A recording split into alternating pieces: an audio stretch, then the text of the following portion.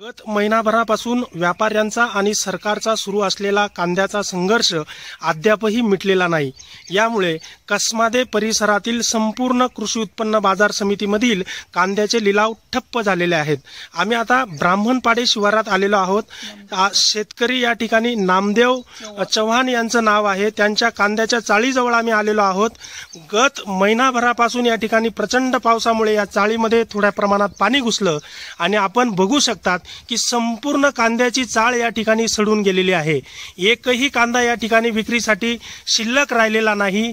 व्यापाऱ्यांच्या आणि सरकारच्या धोरणामुळे या ठिकाणी या शेतकऱ्याचं मोठ्या प्रमाणावर नुकसान झालेलं आपण बघू शकतात। या ठिकाणी पुढील त्यांची चाळ आहे तीही आपण बघू शकतात। संपूर्ण कांद्यामध्ये संपूर्ण कांदा या ठिकाणी सडून गेलेला आहे। एकही कांदा विक्रीसाठी शिल्लक राहिलेला नाही। प्रवीण पवार, NNP न्यूज साठी बागलाण।